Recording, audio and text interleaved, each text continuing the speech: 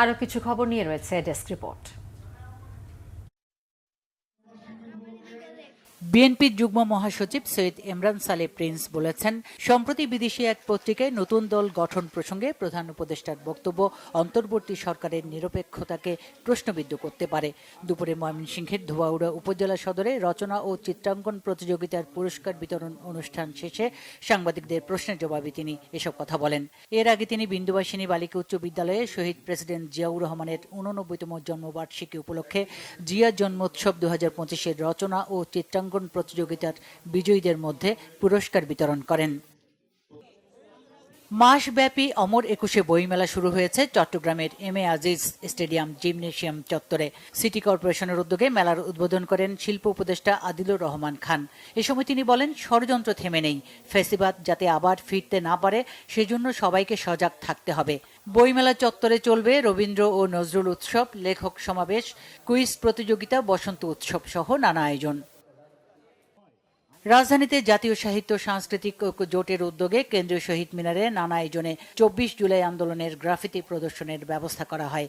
অনুষ্ঠান উদ্বোধন করেন ঢাকা বিশ্ববিদ্যালয়ের প্রভিসি অধ্যাপক ডক্টর মামুন আহমেদ। প্রধান অতিথি ছিলেন জাতীয় বিশ্ববিদ্যালয়ের প্রভিসি অধ্যাপক মোহাম্মদ লুৎফর রহমান।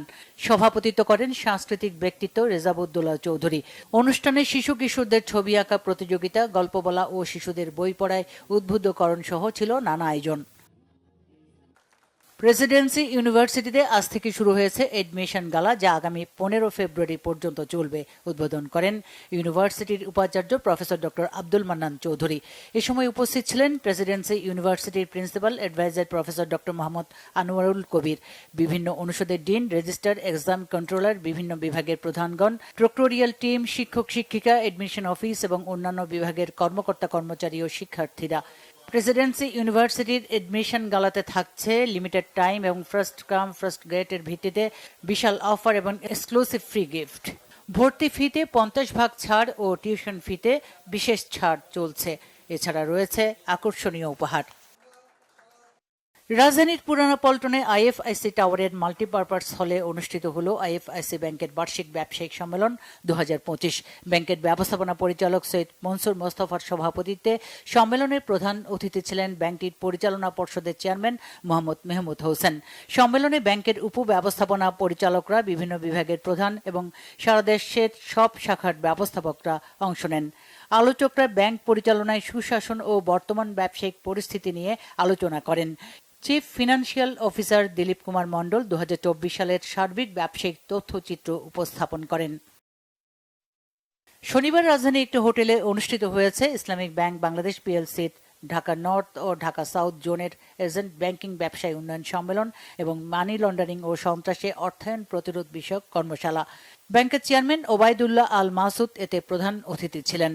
ম্যানেজিং ডিরেক্টর মোহাম্মদ মনিরুল মাওলার সভাপতিত্বে অনুষ্ঠানে বিশেষ অতিথি হিসেবে বক্তব্য রাখেন রিস্ক ম্যানেজমেন্ট কমিটির chairman professor doctor M Masud Rahman, স্বতন্ত্র পরিচালক মোহাম্মদ আব্দুল জলিল এবং additional managing director Mohammad Jamal Uddin Majumdar. সম্মেলনে জোনদ্বয়ের অধীন শাখা প্রধান ও এজেন্ট ব্যাংকিং আউটলেটের স্বত্বাধিকারীরা অংশ নেন। বর্ণাঢ্য আয়োজনে কেরানীগঞ্জে লাইট হাউস ইন্টারন্যাশনাল স্কুলের বার্ষিক ক্রীড়া কার্নিভাল অনুষ্ঠিত হয়েছে। সকালে মডেল থানার মধু সিটি হাউজিং 2-এ আকিস ফাউন্ডেশন মাদ্রাসা মাঠে অনুষ্ঠানটি হয়। প্রধান অতিথি ছিলেন বাংলাদেশ জাতীয় ফুটবল দলের ক্যাপ্টেন জামাল ভূঁইয়া, বিশেষ অতিথি স্কুলের ব্যবস্থাপনা পরিচালক ডক্টর রেজওয়ানা আফরোজ সরণি। উদ্বোধনী অনুষ্ঠানে এলআইএস শিক্ষার্থীদের পবিত্র কোরআন থেকে তেলাওয়াতের পর ক্রীড়া শপথ বাক্য পাঠ করানো হয়। ধানমন্ডি ও গুলশানে স্কুলের উভয় শাখার শিক্ষার্থী ও শিক্ষকরা এতে অংশ নেন। গুলশান শাখার সিফাত লাইলা, ভাইস প্রিন্সিপাল মিস ফারজানা করিম এবং ধানমন্ডি শাখার অধ্যক্ষ রোকসানা বেগম অনুষ্ঠানের আনুষ্ঠানিক সূচনা করেন। পরে প্রধান অতিথি জামাল ভূঁইয়া ধানমন্ডি ও গুলশান শাখার বিজয়ী শিক্ষার্থীদের হাতে ফুটবল ট্রফি তুলে দেন। অনেস্টের নতুন আউটলেটের যাত্রা শুরু হলো রাজধানীর উত্তরায়। পে ইট ফরওয়ার্ডের উদ্যোগে আয়োজিত অনুষ্ঠানে প্রধান অতিথি ছিলেন বিদ্যুৎ, জ্বালানি ও খনিজ সম্পদ মন্ত্রণালয়, সড়ক ও সেতু মন্ত্রণালয় এবং রেলপথ মন্ত্রণালয়ের দায়িত্বে নিয়োজিত উপদেষ্টা মোহাম্মদ ফাউজুল কবির খান। আরও ছিলেন পে ইট ফরওয়ার্ডের সভাপতি অসীম কুমার রায়, নির্বাহী সভাপতি ও সরকারের সিনিয়র সচিব মোহাম্মদ ওয়াহিদ হোসেন, পে ইটের ফাউন্ডার কথা সাহিত্যিক বাদল সৈয়দ।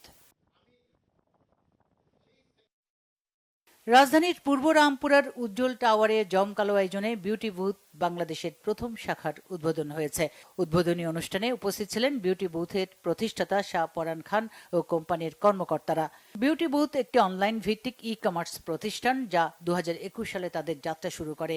এর মূল লক্ষ্য গ্রাহকদের জন্য অথেন্টিক স্কিন কেয়ার এবং কসমেটিক পণ্য সরবরাহ নিশ্চিত করা। দেশের যে কোনো জায়গা থেকে স্কিন কেয়ার ও বিউটি পণ্য কিনতে www.beautybooth.com.bd ওয়েবসাইট ভিজিট করার কথাও বলা হয়।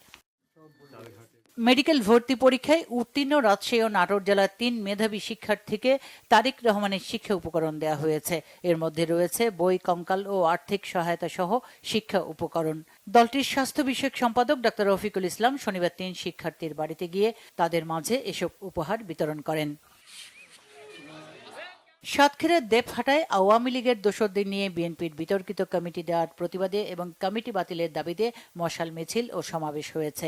দেবহাটা উপজেলা বিএনপি ও ওয়েড অঙ্গ সংগঠনের আয়োজনে মিছিল শেষে সংক্ষিপ্ত সমাবেশে বক্তারা বিতর্কিত কমিটি বাতিল না হলে কঠোর কর্মসূচির হুঁশিয়ারি দেন। Bangla vision news desk.